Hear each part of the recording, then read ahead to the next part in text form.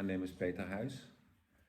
I am a member of the International School of the Golden Rosycross, and together with my friend Dorrie de Zelle, we've prepared a little video, more or less a chat, on some of the aspects of the age of Aquarius, the upcoming age in the sequence of zodiacal signs that the Earth passes through. And we look upon it foremostly from a point of view of the liberation of the higher soul in man. You see, in the previous age, the era of Pisces, one of the foci lay on religious institutions that would tell us how to live, how to act, how to serve the churches for the powers that be. Churches and state, they went together, they had a very powerful position in almost every country in Europe in the previous era. The upcoming age, the age of Aquarius, will show a completely different focus. There the focus will lay on the individual human being. So all those qualities that were talked about in the previous era, they are developing inwardly in every person. For example, there will be the upcoming equality between men and women, and even a more important position for female. There will also be attention for equality, for liberty, and for freedom, and for brotherhood, those high aspects that were introduced during the French Revolution but never really got hold in society. And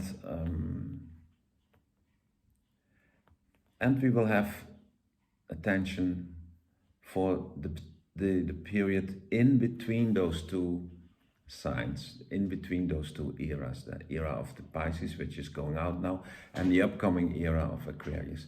Because in between those two times, there will be a kind of a vacuum, a kind of a openness in which very high, unequivocally, spiritual powers flow into our earthly atmosphere, and every human being can do his advantage thereof. New possibilities arise, and everyone can step to a higher level of consciousness, even to a higher dimension, if I may say so. The Aquarius person is a real etheric person, so Etherical, living, having his conscious foremostly in his etheric body. But we would more say in his living soul, and this living soul lives on when the body ends, dies. And but all we see around us is more and more etherical, and so for me that's a kind of confirmation that more and more things are turning in the etheric part of the world. It's like the internet, for example. It's maybe a strange example, like that, but it's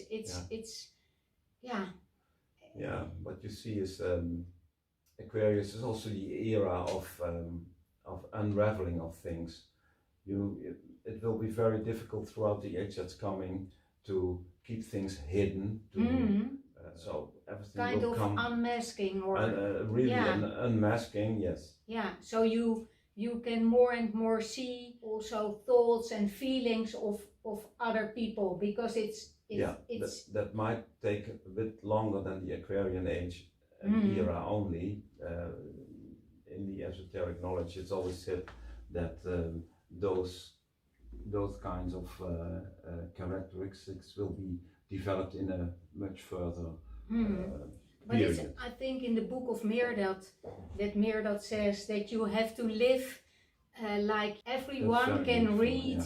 can read your thoughts and feelings, Yeah. so that it's Yeah. open to everyone, and that you don't have to be ashamed of what you are thinking or feeling. Well, yeah, that's beautiful. Yeah, yeah. The thing about Aquarius is that we are now going to live to our potential, our inward potential. There comes a time that the severity of the business era will mellow, and the characteristics of Aquarius, which are fraternity, equality, and freedom, that those are what started with as a precursor in the French Revolution. Yeah. Those are the characteristics for an Aquarian people.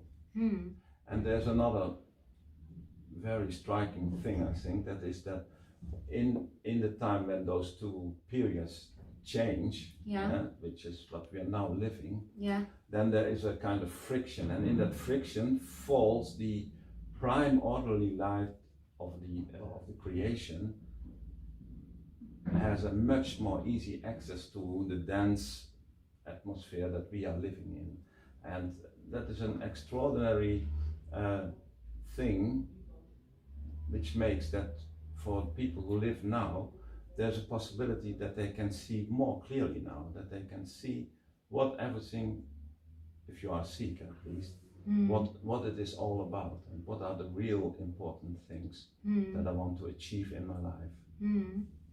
Because we are all conscious, we are all consciousness, and we have to, and we can, we should no more say we have to, but we can develop our potential in that sense. Consciousness can become much and much more